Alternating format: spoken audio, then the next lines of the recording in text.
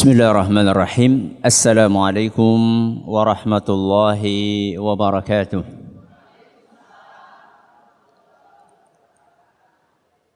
Alhamdulillahi rabbil alamin. Wabihi nasta'inu ala umuri dunya waddin. Wa sallallahu ala nabiyyina wa sayyidina Muhammadin wa ala alihi wa sahbihi ajma'in. Amma ba'd. Kita panjatkan puja dan puji syukur kehadirat Allah Subhanahu wa taala. Pada kesempatan pagi yang berbahagia kali ini, kita masih kembali diberi kekuatan, kesehatan, hidayah serta taufik dari Allah Jalla wa Ala, sehingga kita bisa kembali menghadiri pengajian rutin Jumat pagi di Masjid Agung Darussalam Purbalingga.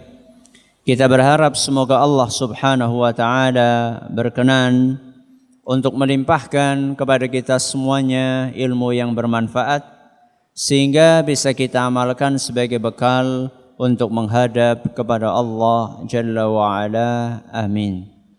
Salam dan salam semoga senantiasa tercurahkan kepada junjungan kita Nabi besar Muhammad sallallahu alaihi wasallam, pada keluarganya, sahabatnya, dan umatnya yang setia mengikuti tuntunannya hingga di akhir nanti. Para hadirin dan hadirat sekalian yang kami hormati dan juga segenap pendengar Radio Insani 88.8 FM di Purbalingga, Purwokerto, Banyumas, Banjarnegara, Cilacap, Wonosobo, Kebumen dan sekitarnya, serta para pemirsa Yufid TV, Niaga TV, dan Uthman TV yang mudah-mudahan senantiasa dirahmati oleh Allah Azza wa Jal. Rindu. Kenapa? Rindu. Pernah enggak jenengan merasa rindu? Pernah. Rindu siapa? Rindu istri.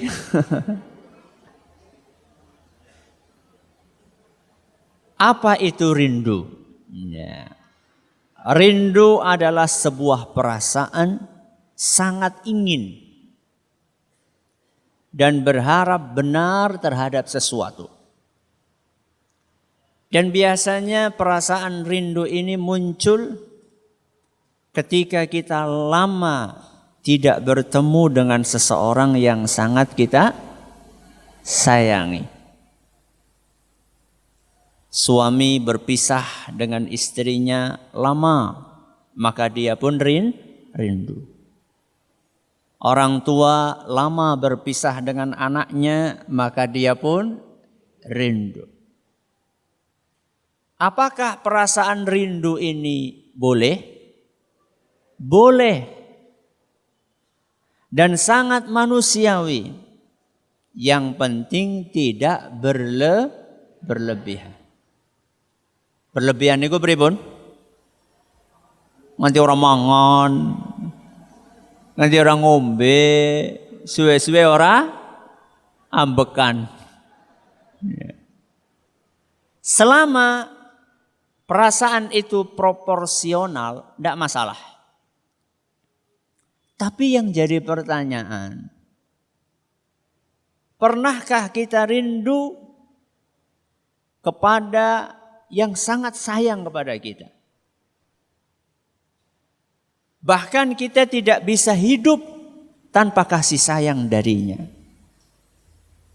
Siapakah dia? Dialah Allah Subhanahu wa ta'ala.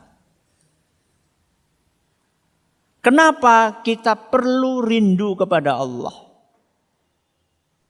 Karena Allah telah melimpahkan begitu banyak karunia kepada kita. Jangankan satu hari, Bapak dan Ibu yang kami hormati. 1 menit pun kita tidak bisa lepas dari kasih sayang Allah Azza wa Jalla. Bahkan 1 detik kita tidak bisa lepas dari kasih sayang Allah. Karena setiap kita bernafas, nafas itu yang memberi adalah Allah. Jenengan bernafas setiap nopo? Sehari sekali? Setiap detik kita bernafas. Ketika kita makan, itu pun karunia dari Allah. Ketika kita minum, itu pun karunia dari Allah. Ketika kita bercengkerama dengan keluarga yang sangat kita sayangi, itu pun juga karunia dari Allah. Ketika kita bisa melihat, itu karunia dari Allah. Ketika kita bisa mendengar, itu karunia dari Allah. Ketika kita bisa berbicara, itu karunia dari Allah. Semuanya dari Allah. Sehingga wajar seandainya kita katakan kita tidak bisa hidup tanpa Allah Azza wa Jalla. Maka sangat wajar seandainya seorang hamba itu rindu kepada Allah. Karena saking sayangnya Allah kepada kita. Ustaz, kalau kita rindu dengan anak kita yang sedang dalam perantauan dan belum bisa ketemu langsung, cara mengobatinya mungkin dengan apa? Telepon. Dengar suaranya, wah barang semenit, 2 menit, sudah merasa apa? Agak terobati kerinduannya. Ketika kita punya suami atau punya istri sudah meninggal dunia. Dan kita rindu. Mungkin salah satu caranya adalah dengan kita berziarah kubur. Pasangan kita tersebut kita doakan Allahumma gfir lahu atau Allahumma gfir laha warhamha wa'afiha wa'fu anha. Mungkin salah satu caranya kita ngobrol dengan anak kita, nostalgia tentang apa yang dahulu sering disukai oleh ayah atau oleh ibu. Itu cara kita mengobati kerinduan dengan orang-orang yang kita sayangi. Lah, ketika kita rindu dengan Allah, bagaimana cara mengobatinya? Salah satu sarana untuk mengobati kerinduan kita dengan Allah adalah dengan sholat. Kenapa sholat, Ustaz? Karena sholat di dalamnya kita sedang bermunajat. Munajat niku napa toh? Munajat niku bisik-bisik. Di dalam sholat kita sedang berbisik-bisik dengan Allah. Kita sedang bercakap-cakap dalam tanda kutip dengan Allah Azza wa Jalla. Sehingga orang yang beriman sangat menunggu-nunggu kedatangan waktu sholat. Dan ini berbeda dengan orang yang tidak beriman. Kalau orang yang tidak beriman, begitu datang waktu sholat, pripun? Adzan maning, adzan maning. Wonten tiyang kados niku Pak Bu? Kathah teng mriki wonten. Na'udzubillahi min dzalik.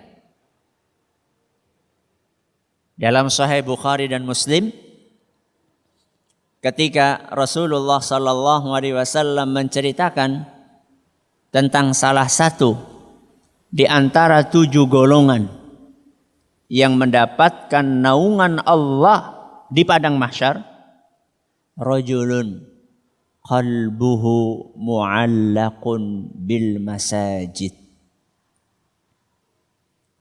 Orang yang hatinya tergantung dengan masjid. Apa maksudnya? Apa maksud orang yang hatinya selalu terikat dengan masjid? Apakah maksudnya 24 jam dia itu tinggal di masjid? Loh, nek kayak gue kapan? Pahale.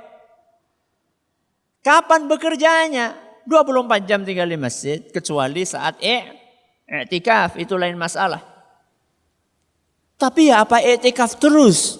Kapan kita mendidik anak kita? Kapan ibu melayani suaminya?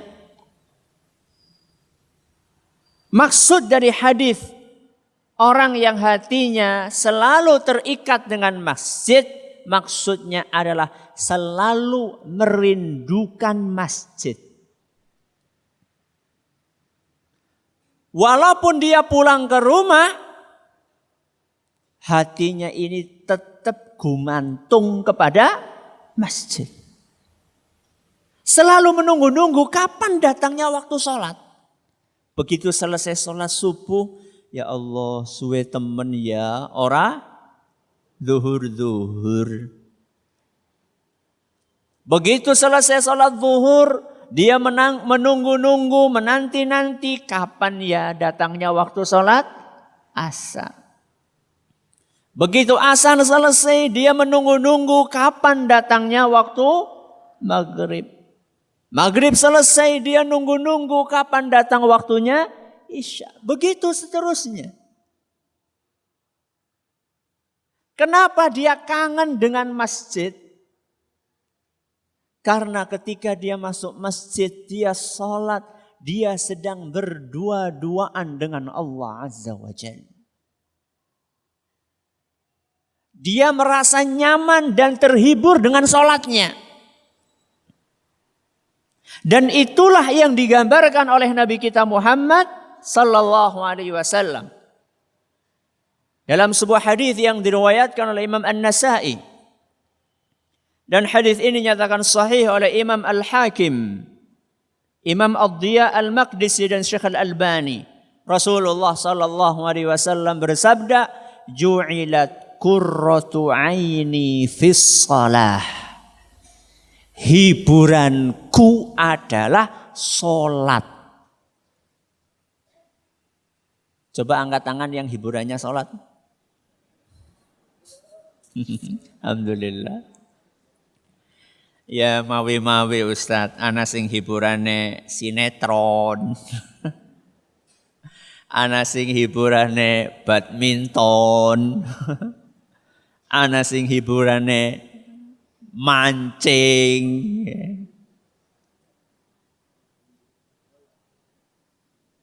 Kalau anak kecil sekarang ada yang hiburannya main game. Rasulullah SAW hiburannya apa? Salat. Makanya ketika Rasulullah SAW dirundung masalah, beliau gundah gulana.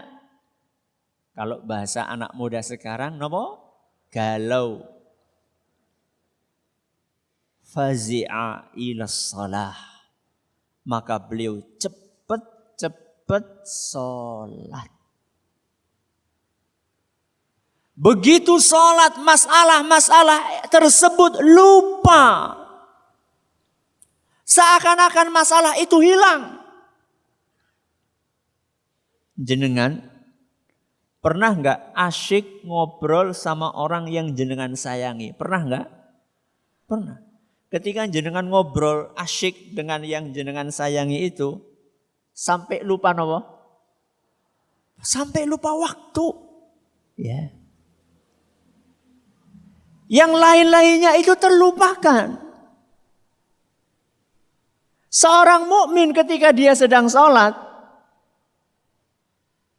maka dia bisa melupakan apapun urusan-urusan dunia.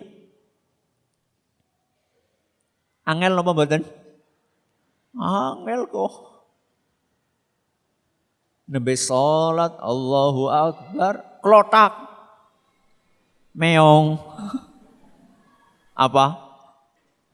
Aduh gesek ke urung di tutupi.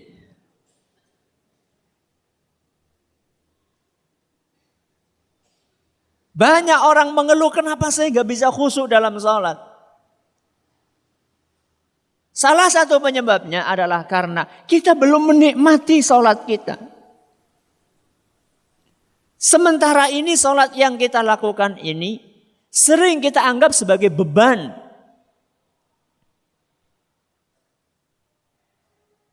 Belum kita nikmati sholat yang kita jalankan. Bagaimana supaya sampai ke level tersebut, sampai ke makom menikmati sholat? Proses. Segala sesuatunya butuh apa? Proses, butuh latihan. Dengan menghadirkan perasaan bahwa kita ketika sedang sholat, sejatinya kita sedang bermunajat, sedang bercakap-cakap dengan Allah. Dan memang betul kita sedang bermunajat dan bercakap-cakap dengan Allah. Setiap ayat dari surat Al-Fatihah yang kita baca direspon oleh Allah Subhanahu wa taala. Di dalam Sahih Muslim, Nabi kita sallallahu alaihi wasallam bercerita, Allah Subhanahu wa taala berfirman, "Idza qala al-'abdu alhamdulillahi rabbil alamin." Qala Allah Ta'ala hamidani abdi. Ketika kita di dalam solat membaca alhamdulillahi rabbil alamin. Napa artinya? Segala puji bagi Allah. Saat itu Allah langsung menjawab, hamidani abdi. Hambaku sedang memujiku. Allah langsung respon bacaan yang kita ucapkan tersebut. Dilanjutkan. Wa idza qala ar-rahmanir rahim qala Allah Ta'ala athna alayya abdi. Ketika kita membaca ayat selanjutnya, napa? Ar-Rahmanir Rahim, yang maha pengasih lagi maha penyayang. Maka Allah akan menjawab, asna alayya abdi, hambaku sedang memuliakanku. Ayat berikutnya, wa idza qala maliki yaumiddin qala majjadani abdi. Seandainya kita membaca maliki yaumiddin, penguasa hari pembalasan, hari kiamat, maka Allah akan menjawab, majjadani abdi, hambaku sedang mengagungkan diriku.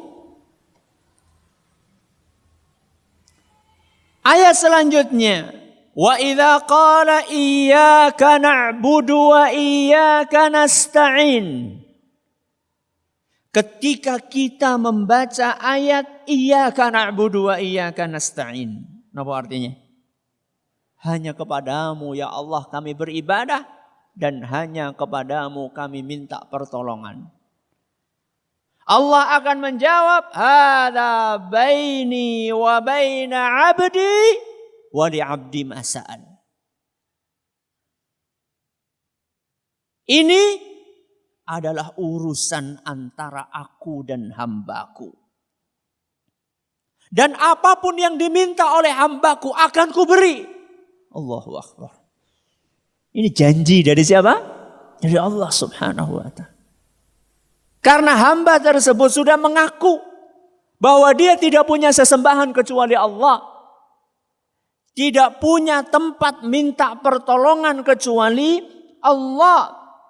Pengakuan dari hamba ini dihargai oleh Allah. Maka Allah mengatakan, wali abdi ma sa'al, apapun yang diminta oleh hambaku akan kukabulkan. Makanya habis itu apa yang kita baca? Ihdinas siratal mustaqim. Tunjukkan aku jalan yang lurus. Siratal ladzina an'amta alaihim. Yaitu jalannya orang-orang yang mendapatkan karunia dari Allah. Ghairil maghdubi alaihim waladdallin. Bukan jalannya orang-orang yang dimurkai oleh Allah. Dan juga bukan jalannya orang-orang yang tersesat. Ketika kita membaca ayat tersebut, Allah akan merespon hadza li'abdi. Ini jatahnya hambaku. Wa li'abdi ma sa'al.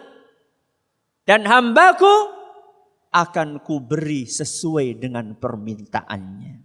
Hadis sahih riwayat Muslim. Ini loh dialog. Ini loh obrolan. Ini loh bercakap-cakap dengan Allah Subhanahu wa ta'ala. Makanya ketika sholat orang sah kesusu. Anak apa kesusu? Kayak dioyok. Nopo? Ada apa terburu-buru? Warattilil Qur'ana tartila. Bacalah Al-Quran dengan tartil. Tartil niku nggih alon-alon ayat per ayat, tajwid sing bener, rasa kesusu. Salat niku dinikmati. Selama-lamanya kita salat, pinten menit sih? Wonten sing natos salate sejam? Iya Ustaz, traweh. Itu pun gak nyampe sejam, paling setengah jam. Rasakan bahwa ketika kita sedang membaca suratan tersebut, Allah Subhanahu wa ta'ala membalas setiap ayat yang kita baca. Itulah salah satu proses. Salah satu cara kita latihan untuk sampai menikmati nopo? Salat. Sehingga ketika kita tahu bahwa obat rindu kepada Allah di dunia adalah salat. Dan salat wajib terulang berapa kali? 5 kali dalam sehari. Dan di antara salat-salat yang wajib itu masih ada salat yang sunnah-sunnah. Seorang hamba ini akan terobati perasaan rindunya kepada Allah. Tapi saya pengen pertemuan yang lebih dari itu. Kalau Anda ingin pertemuan yang lebih dari itu, maka waktunya adalah saat kita nanti sudah masuk ke dalam surga. Itulah pertemuan akbar. Pertemuan akbar seorang hamba dengan Allah adalah ketika dia masuk ke dalam surga. Wujuhun yawma idzin nadhirah ila rabbiha nadhirah. Wajah orang yang beriman nanti di hari kiamat di surga akan berseri-seri, akan bersinar-sinar, akan ceria, akan bahagia, akan senang. Kenapa? Ila rabbiha nadhirah. Karena dia akan melihat Allah Azza wa Jalla. Dan tidak ada kenikmatan yang lebih dahsyat dibandingkan kenikmatan melihat wajah Allah Azza wa Jalla. Dan ini mengalahkan kenikmatan surga seisinya. Dan mudah-mudahan kita semua mendapatkan kesempatan itu. Ustadz, supaya bisa mendapatkan kesempatan itu bagaimana caranya? Caranya kita harus merindukan Allah dari sekarang. Kita harus merindukan Allah dari sekarang. Supaya Allah pun dalam tanda kutip merindukan kita nanti. Orang yang tidak pernah merindukan Allah, dikhawatirkan Allah tidak rindu bahkan benci untuk bertemu dengan dia. Rasulullah sallallahu alaihi wasallam bersabda Dalam sebuah hadis yang diriwayatkan oleh Imam Bukhari dan Muslim, man ahabba liqa Allahi ahabballahu liqa'ahu. Barang siapa yang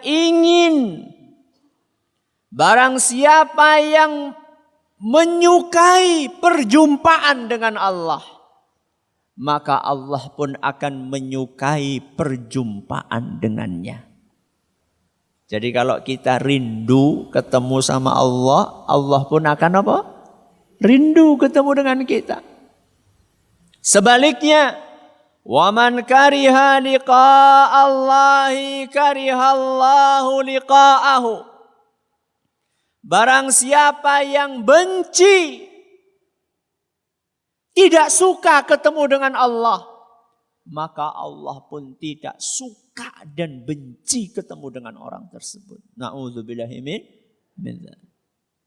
Siapakah orang yang rindu? Siapakah orang yang benci? Ketika kita akan ketemu dengan Allah, pertemuan akbar, mau tidak mau kan harus apa dulu? Mati dulu. Betul? Ya orang mati kepriwe arep mlebu surga. Saya tanya, ada enggak di antara kita yang rindu mati? Angkat tangan. Angkat tangan. Mboten wonten. Semua dari kita tidak suka mati. Buktinya apa? Ketika kita lagi ngobrol, enak-enak lagi ngobrol, tahu-tahu ada yang nimbrung. Begitu nimbrung ngomong masalah apa? Mati. Kepriwe? Aja ngomong mati lah. Sing liyane bae. Itu menunjukkan bahwa aslinya kita itu enggak suka mati. Maka Aisyah radhiyallahu anha, istri Nabi kita Muhammad sallallahu alaihi wasallam, bertanya kepada Rasulullah SAW, ya Rasulullah, inna lanakrahul maut. Wahai Rasul, semua dari kita ini gak suka mati. Tadi kan dikatakan siapa yang benci, tidak suka ketemu sama Allah, maka Allah tidak suka dengan dia. Kita kan gak suka mati. Sedangkan untuk ketemu sama Allah harus apa dulu? Mati dulu. Loh berarti nanti kita gak termasuk. Bisa-bisa kita termasuk dalam kategori orang yang tidak suka ketemu dengan Allah. Nanti Allah gak suka ketemu dengan kita. Wahai Rasul, ini bagaimana maksudnya? Maka kemudian Nabi kita sallallahu alaihi wasallam menjelaskan, laisa dzaki. Bukan itu yang dimaksud wahai Aisyah. Bukan itu yang dimaksud. Walakinnal mu'min idza hadarahul mautu busyira biridwanillahi wa karamatihi. Orang yang beriman, ketika dia sakaratul maut, nopo sakaratul maut? Siap-siap arep mati. Detik-detik menjelang kematian. Ketika dia dalam keadaan sakaratul maut, akan datang kabar gembira yang mengabarkan kepada mukmin tersebut bahwa engkau akan mendapatkan ridho dari Allah dan karunia darinya. Apa maksudnya karunia di sini? Surga. Innal ladzina qalu rabbuna Allah tsumma istaqamu tatanazzalu alaihimul malaikatu alla takhafu wa la tahzanu. Innal ladzina qalu rabbuna Allah. Mereka yang mengatakan Tuhan kita adalah Allah. Cukup? Mboten. Tsumastaqamu. Kemudian apa? Istiqamah. Syaratnya apa? Istiqamah. Kudu sholat sepisan prai seminggu. Sholat seminggu prai sebulan. Sholat sebulan prai setahun. Bukan itu. Sholat terus. ngaji terus, zikir terus, baca Quran terus, ibadah terus. Sampai kapan? Nanti mati. Gue nembe mandek. Sering saya sampaikan, ibu-ibu, bapak-bapak yang rajin hadir pengajian, kadang-kadang oleh tetangganya diomong, ngaji bae Pak, nganti kapan? Jawabnya pripun Pak? Nganti mati. Urung mati ya urung mandek. Istiqamah. Innal ladzina qalu rabbuna Allah tsumma istaqamu. Orang-orang yang mengikrarkan Rabb kita, Tuhan kita adalah Allah, kemudian dia mau istiqamah, tatanazzalu alaihimul malaikah. Ketika dia sedang sakaratul maut, malaikat-malaikat akan turun menemani hamba yang beriman tersebut. Alla takhafu wa la tahzanu. Tidak usah engkau merasa takut. Tidak perlu engkau merasa sedih. Tidak usah takut dengan masa depanmu. Karena di hadapanmu ada surga. Dan tidak perlu khawatir merasa sedih dengan keluarga yang engkau tinggalkan, anakmu, istrimu, suamimu. Sesungguhnya mereka nanti akan dirawat oleh Allah Subhanahu wa taala. Lepaskan beban-beban itu semua. Allah takhafu wa la tahzanu. Wa abshiru bil jannatil lati kuntum tu'adun. Kami diutus oleh Allah untuk membawa kabar gembira bahwa engkau akan mendapatkan surga yang sudah Allah janjikan untukmu. Orang yang beriman itu ketika sakaratul maut sudah dikabari bahwa kamu bakalan masuk surga. Maka apa perasaan orang yang beriman? Falaisa syai'un ahabba ilaihi mimma amamahu. Maka saat itu perasaannya tidak ada satupun yang lebih dia sukai. Tidak ada satupun yang lebih dia rindukan. Melebihi apa yang akan dia dapatkan setelah meninggal dunia. Napa niku? Surga. Saat itulah ahabba liqa Allah. Saat itulah dia ingin ketemu dengan Allah. Suka ketemu dengan Allah. Rindu ketemu dengan Allah. Fa ahabballahu liqa'ahu. Maka Allah pun rindu ingin ketemu dengan dia. Itu maksudnya. Jadi bukan merindukan kematian, tapi merindukan surga. Karena dia orang beriman. Dia wong sing beriman. Kebalikannya berarti apa? Orang kafir yang tidak beriman. Nabi SAW melanjutkan sabdanya, wa innal kafira. Adapun orang kafir, idza hudira busyira bi'adzabillahi wa uqubatihi. Adapun orang kafir, saat dia sakaratul maut, maka malaikat-malaikat akan datang untuk memberikan ancaman kepada orang tersebut. Bahwa setelah mati ini, engkau akan mendapatkan azab. Engkau akan dihukum oleh Allah. Disebutkan dalam hadis riwayat Ahmad. Dan hadis itu dinyatakan sahih oleh Imam Al-Hakim seingat saya dan oleh Syekh Al-Albani.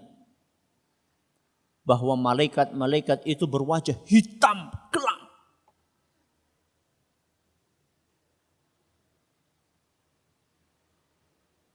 Malaikat pencabut nyawa datang untuk mencabut nyawanya. Nyawa yang sudah sampai di mana? Di tenggorokan. Begitu dibentak oleh malaikat pencabut nyawa suruh keluar, maka nyawa itu balik lagi. Sudah di tenggorokan apa? Balik lagi. Balelo. Gak mau keluar. Karena apa? Takut. Tahu bahwa setelah keluar dia bakalan disiksa, bakalan dihukum, bakalan diazab oleh Allah Azza wa Jalla. Karena gak mau keluar maka dikeluarkan dengan paksa. Sehingga urat-uratnya semuanya putus.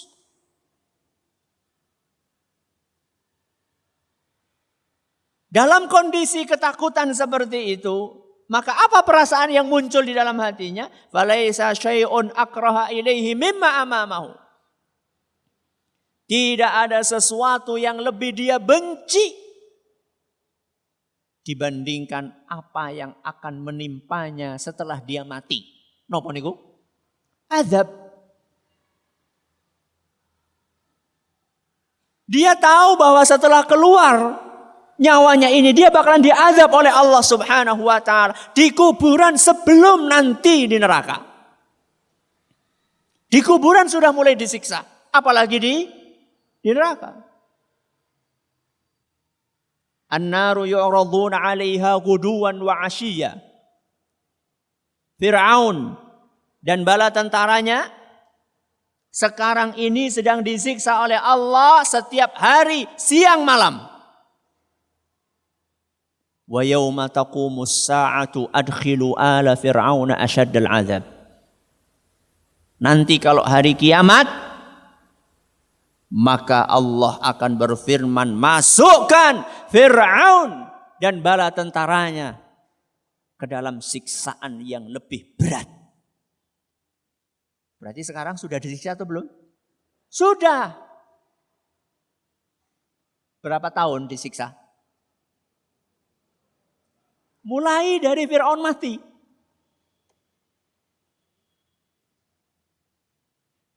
Maka orang kafir tersebut bagaimana dia akan tidak takut dengan apa yang akan dia hadapi setelah kematian. Maka Rasulullah SAW mengatakan, kariha liqa'allahi wa karihallahu liqa'ahu.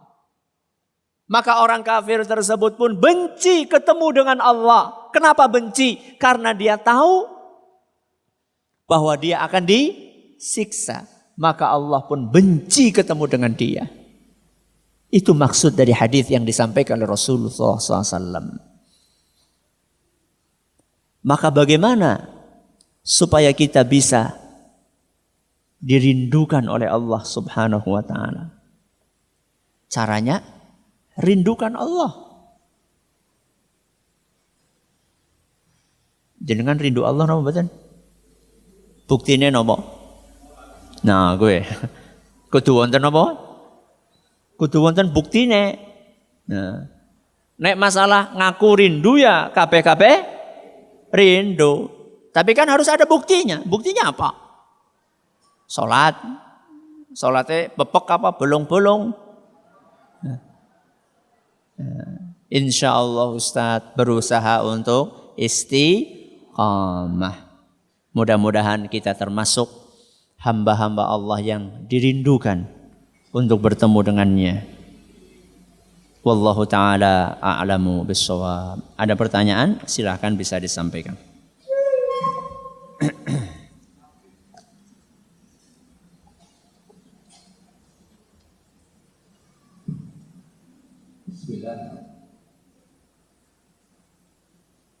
Monggo.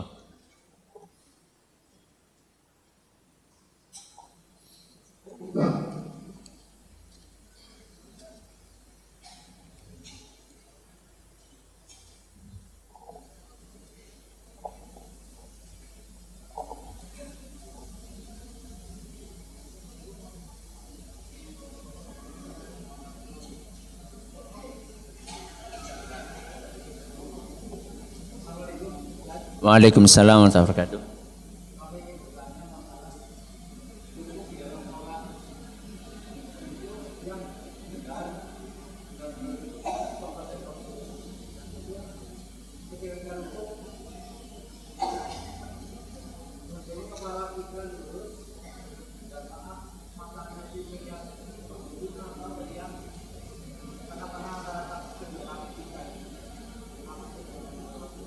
Waalaikumsalam warahmatullahi wabarakatuh.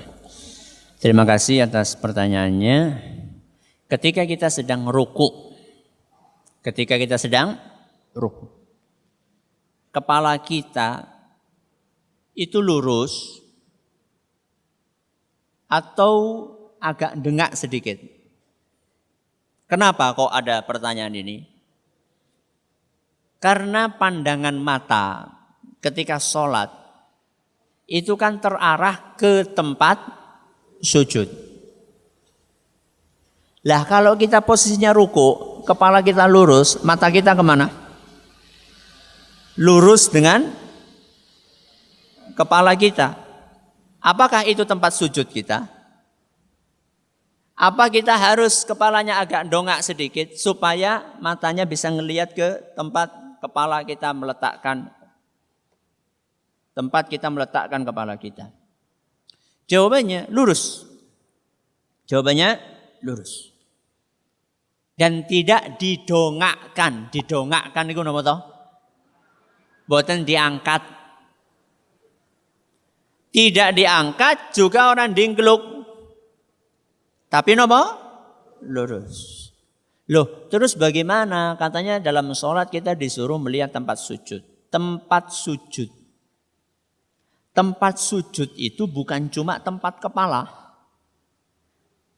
Orang sholat itu sujud yang dia letakkan di lantai, apa cuma kepala? Boten, apalagi? Tangan, apalagi? Lutut, apalagi? Ya, telapak ujung jari, kedua telapak kaki. Sehingga ketika kita lurus pandangan kita ke bawah, bukan dongak, itu kita sedang melihat tempat sujud. Karena tempat sujud itu bukan cuma tempat kepala saja. Wallahu a'lam bishawab. Nggih, ada yang lain monggo? Silakan.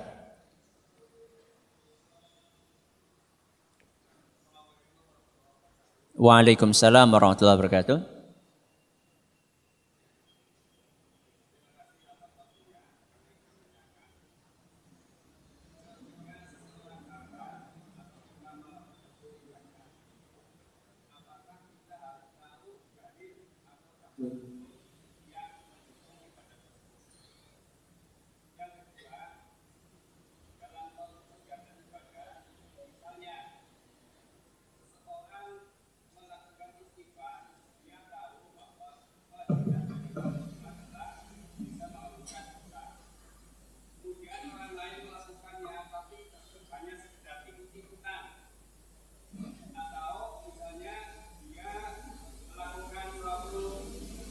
Thalabul ilmi, dia tahu fadilah daripada thalabul ilmi, kemudian orang lain melakukan thalabul ilmi tapi sekedar ikut kepada teman. Apakah kedua orang ini akan mendapatkan fadilah yang sama daripada amal ibadahnya? Terima kasih. Wassalamualaikum warahmatullahi wabarakatuh. Waalaikumsalam warahmatullahi wabarakatuh. Yang pertama masalah apa tadi? Kami ulangi. Ketika seseorang hamba atau kita melakukan suatu ibadah, oh ya, harus tahu dalilnya atau tidak? Apakah kita harus tahu dalilnya? Ya. Atau dasar hukum ibadah tersebut? Ya. Pertanyaan pertama, ketika kita menjalankan sebuah ibadah, apakah kita harus tahu dalilnya? Tergantung maksudnya tahu apa. Kalau maksudnya tahu harus hafal dalilnya, tidak. Tidak harus hafal. Tapi kalau yang dimaksud tahu dalil bahwa kita tahu amalan ini ada dalilnya. Dikasih tahu sama ulama, ustadz, kiai yang kita percaya. Maka iya, harus. Jadi tergantung Maksud tahu itu apa? Kalau yang dimaksud dengan tahu hafal, enggak harus hafal. Misalnya puasa 6 hari di bulan Syawal. Jenengan hafal enggak hadisnya? Boten. Apakah tetap boleh puasa 6 hari bulan Syawal? Boleh. Jadi kalau hafal tidak harus. Tapi kalau tahu, mengerti bahwa ini amalan ada hadisnya. Dan hadisnya sahih sebagaimana yang disampaikan oleh seorang ulama, oleh seorang muballigh, seorang dai, seorang ustaz, seorang kiai yang kita percaya dan dia memang berkompeten di bidang itu, maka iya, kita harus tahu. Kita harus tahu. Kemudian yang kedua, ada orang thalabul ilm dan dia tahu keutamaannya apa. Si A thalabul ilm. Thalabul ilm niku napa? Ngangsu kawruh golek ilmu seperti jenengan sekarang ngaji. Dan tahu keutamaannya. Keutamaannya akan melancarkan jalan ke surga misalnya. Man salaka tariqan yaltamisu fihi ilman sahalallahu lahu bihi tariqan ilal jannah misalnya. Keutamaannya barang siapa yang melewati sebuah jalan untuk mencari ilmu agama maka Allah akan mudahkan jalannya ke surga. Si A ngaji dan dia tahu bahwa ngaji ini keutamaannya akan mengantarkan ke surga. Si B orang lain ikut ngaji tapi dia tidak tahu keutamaannya, mung melu-melu. Mung apa? Melu-melu. Diajak sama temennya. Ki anu angkote isi anak 01. Eman-eman. Ngene yuk melu sisan. Aduh nyung arep belanja loh. Yung kok kan bisa bar ngaji. Priwe ya, aku ora nggawa buku, ora apa-apa sih penting ngaji. Engko nang kana kan anak kertase. Akhirnya dia ikut. Apakah pahalanya sama antara si A dengan si B? Ya tidak sama. Besar yang mana? Si A. Tapi apa si B dapat pahala? Ya dapat. Insya Allah. Disebutkan dalam sebuah hadis bahwa malaikat lapor kepada Allah Azza wa Jalla bahwa ada orang lagi ngumpul-ngumpul ngaji. Dilaporkan kepada Allah dan Allah tanpa laporan malaikat juga sudah tahu gitu loh. Malaikat lapor, ya Allah ini ada orang lagi pada duduk-duduk ngaji.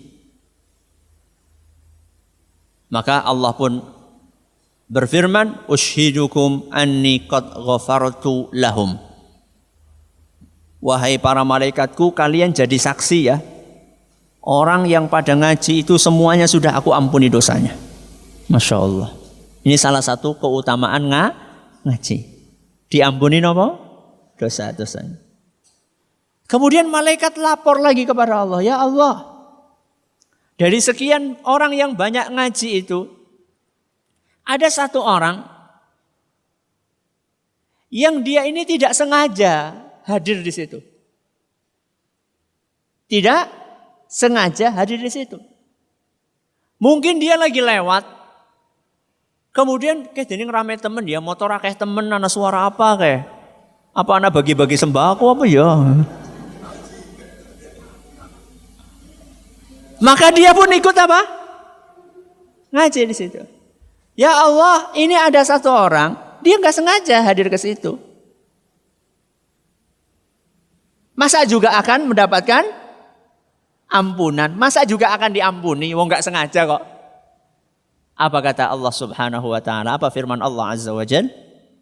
Walahu ghafartu. Dia pun aku ampuni dosanya.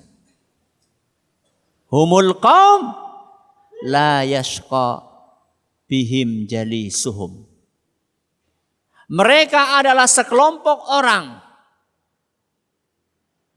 yang tidak akan pernah rugi setiap orang yang mau duduk bersama dengan mereka. Orang ana rugine melu napa? Ngaji. Walaupun karo ngantuk-ngantuk. Syukur-syukur orang ngantuk. Jadi, wah Ustadz iki ngesuk ngantuk bae. Bukan. Ya. Apalagi kalau ikhlas. Nggih, mulane nek ngaji niku niate senes reuni. Ketemu kanca pensiunan.